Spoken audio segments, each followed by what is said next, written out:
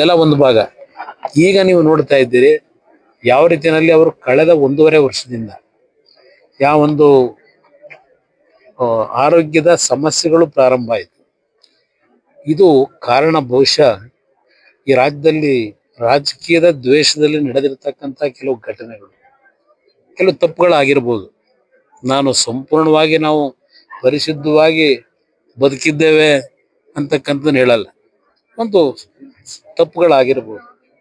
ಆ ತಪ್ಪುಗಳನ್ನ ಇಟ್ಟು ಯಾವ್ಯಾವ ರೀತಿಯಲ್ಲಿ ಏನೇನು ನಡೆದಿದೆ ಈ ರಾಜ್ಯದಲ್ಲಿ ನಮ್ಮ ಕುಟುಂಬವನ್ನ ಸಂಪೂರ್ಣವಾಗಿ ರಾಜ್ಯದ ಜನತೆಯ ಹೃದಯದಿಂದ ಕಿತ್ತೊಗಿಬೇಕು ಅಂತಕ್ಕಂಥದ್ದೇ ಒಂದು ದೃಷ್ಟಿಯಿಂದ ಕೆಲವು ಘಟನೆಗಳು ಈ ರಾಜ್ಯದಲ್ಲಿ ನಡೆದಿದೆ.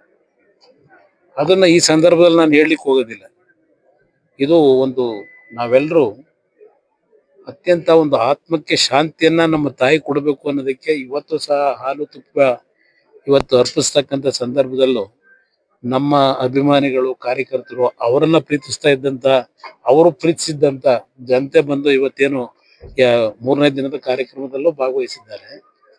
ಬಹುಶಃ ಅವ್ರು ಇನ್ನೂ ಬದುಕಿರ್ತಿದ್ದಾರೆ ನನ್ನ ಅಭಿಪ್ರಾಯ. ಒಂದು ಬಾರಿ ಆಸಿಡ್ನ ಪ್ರಕರಣ ನಂತರ ನಮ್ಮ ಕುಟುಂಬದಲ್ಲಿ ಅವರಿಬ್ಬರು ಏನು ವಯಸ್ಸಾಗಿರ್ತಕ್ಕಂಥವರಿದ್ರು, ಅವರ ಮಾನಸಿಕವಾಗಿ ಯಾತನೆಗೆ ಒಳಗಾಗ್ತಕ್ಕಂಥ ರೀತಿಯಲ್ಲಿ ಏನೇನ್ ನಡೀತು ಅಂತಕ್ಕಂಥದ್ದು ಮುಂದಿನ ದಿನಗಳಲ್ಲಿ ಯಾರಾದರೂ ಇತಿಹಾಸ ಬರೆಯೋರು ಹೇಳ್ತಾರೆ.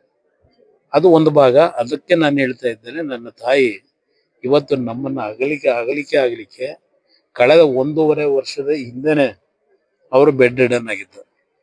ಅಲ್ಲಿಂದ ಇಲ್ಲಿವರೆಗೂ ಅವರು ಪಟ್ಟಿರ್ತಕ್ಕಂಥ ಹಿಂಸೆ ಮತ್ತು ಹಂತವಾಗಿ ಅವರಿಗೆ ನೆನಪಿನ ಶಕ್ತಿಯೂ ಕಡಿಮೆ ಆಗ್ತಕ್ಕಂಥದ್ದು, ಯಾರನ್ನು ಗುರುತಿಸ್ತಾ ಇರ್ತಕ್ಕಂಥ ಪರಿಸ್ಥಿತಿಗಳು ನಿರ್ಮಾಣ ಆಗಿದ್ದು. ಅಂತ ಸಂದರ್ಭದಲ್ಲೂ ಯಾರಾದರೂ ನೋಡ್ಲಿಕ್ಕೆ ಬಂದ್ರೆ ಊಟ ಮಾಡಿದೀರಾ, ಊಟ ಮಾಡಿ, ಅದು 2 ಪದ ಬಿಟ್ರೆ ಇನ್ನೇನು ಬಾಯಿನಲ್ಲಿ ಬರ್ತಿರ್ಲಿಲ್ಲ.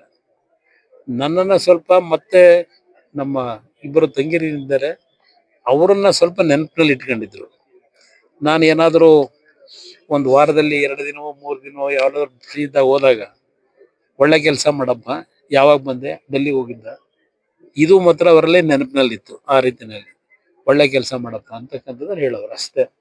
ಆದ್ರೆ ಒಂದು 2-3 ಬಾರಿ ಒಂದು ಕುಟುಂಬದಲ್ಲಿ ನಡೆದಿರ್ತಕ್ಕಂಥ ಪ್ರಕರಣದಲ್ಲಿ ಯಾವಾಗ ಕರ್ಕೊಂಡ್ಬರ್ತೀಯಪ್ಪ ಅಂತಕ್ಕಂಥ ಒಂದು ಮಾತು ಹೇಳ್ತಿದೆ.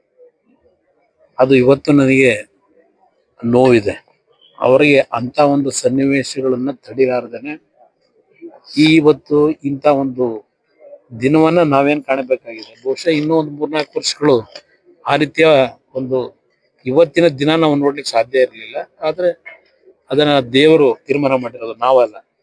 ಆ ದೇವರ ತೀರ್ಮಾನಕ್ಕೆ ನಾವೆಲ್ಲರೂ ತಲೆಬಾಗ್ಲೇಬೇಕು, ಅದನ್ನ ಹೇಳ್ತೇನೆ. ಅದ್ರ ಜೊತೆಗೆ ಇವತ್ತು ಈ ಸ್ಥಳ ಏನಿದೆ, ಕುಟುಂಬದಲ್ಲಿ ಅಂತಿಮವಾಗಿ ನಮ್ಮ ಕುಟುಂಬದ ಎಲ್ಲ ಅಣ್ಣ ತಮ್ಮಂದರು ತಂಗಿರು ಎಲ್ಲರೂ ಸೇರಿ ನಮ್ಮ ತಂದೆಯವ್ರ ಜೊತೆ ಚರ್ಚೆ ಮಾಡಿ ಅಂತಿಮವಾಗಿ ಈ ಸ್ಥಳವನ್ನ ಇಲ್ಲಿ ಒಂದು ಧಾರ್ಮಿಕ ಕ್ಷೇತ್ರವಾಗಿ ನಿರ್ಮಾಣ ಮಾಡ್ತಕ್ಕಂಥದ್ದಷ್ಟೇ ಅಲ್ಲ, ಸಾಮಾಜಿಕವಾಗಿ ಯಾವ ರೀತಿನಲ್ಲಿ ಸಂಕಷ್ಟದಲ್ಲಿರ್ತಕ್ಕಂಥವ್ರು, ಇವತ್ತು ಸಮಸ್ಯೆಗಳೆಲ್ಲ ಇರ್ತಕ್ಕಂಥವ್ರು ಈ ಸ್ಥಳದಲ್ಲಿ ಬಂದು ನೆಮ್ಮದಿಯ ಜೀವನ ಮತ್ತು ಇಲ್ಲಿಂದ ಉತ್ತಮಂತ ರೀತಿಯಲ್ಲಿ ಹೊರಗೆ ಹೋಗ್ತಕ್ಕಂಥ ರೀತಿಯಲ್ಲಿ ಅವ್ರ ಬದುಕನ್ನು ಕಟ್ಕೊಳ್ಳಿಕ್ಕೆ ಯಾವ್ಯಾವ ರೀತಿಯ ಒಂದು ಕೆಲಸಗಳು ಇಲ್ಲಿ ಆಗ್ಬೇಕು, ನಾಡಿನಲ್ಲಿರ್ತಕ್ಕಂಥ ಸಂಕಷ್ಟದಲ್ಲಿರ್ತಕ್ಕಂಥ ಜನತೆಗೆ ಒಂದು ಭಾಗ ನಮ್ಮ ಹಳೆಯ ಸಂಸ್ಕೃತಿ ಯಾವ ರೀತಿ ಉಳಿಸ್ಬೇಕು, ಮತ್ತು ಅವರಿಬ್ಬರ ನಮ್ಮ ತಂದೆಯವರು ಇನ್ನೂ ಬಹುಶಃ ನಮ್ಮ ಜೊತೆನಲ್ಲಿ 7-8 ವರ್ಷ ಇರ್ತಾರೆ ಅಂತಕ್ಕಂಥ ವಿಶ್ವಾಸ ಇಟ್ಕೊಂಡಿದ್ದೇವೆ. ಆದ್ರೆ ಒಂದು ನಮಗೆ ಭಯ ಇರ್ತಕ್ಕಂಥದ್ದು,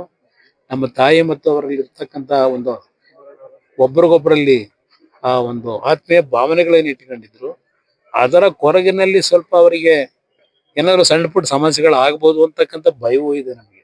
ಅದರಿಂದ ಅವರ ಜೊತೆನಲ್ಲಿ ಹೆಚ್ಚಿನ ರೀತಿಯಲ್ಲಿ ಯಾರಾದರೂ ಒಬ್ರು ಒಂದಲ್ಲ ಒಂದು ರೀತಿಯಲ್ಲಿ ಅವರಿಗೆ ಮಾನಸಿಕವಾಗಿ ಸ್ಥೈರ್ಯ ತುಂಬತಕ್ಕಂಥದಕ್ಕೆ ಕುಟುಂಬದಲ್ಲಿ ಇರಬೇಕು ಅನ್ನೋದು ಸಹ ನಮ್ಮಲ್ಲೇ ಒಂದು ತೀರ್ಮಾನಗಳು ಮಾಡ್ತೇವೆ.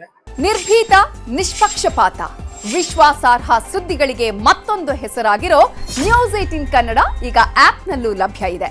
ದಯವಿಟ್ಟು ಇಲ್ಲಿರೋ QR ಕೋಡ್ ಅನ್ನ ಸ್ಕ್ಯಾನ್ ಮಾಡಿಕೊಂಡು ಆಪ್ ಡೌನ್ಲೋಡ್ ಮಾಡೋದಕ್ಕೆ ಮರಿಬೇಡಿ. ನಿಮ್ಮ ಬೆಂಬಲ ಹೀಗೆ ಸದಾ ನಮ್ಮೊಂದಿಗಿರಲಿ. ಧನ್ಯವಾದ.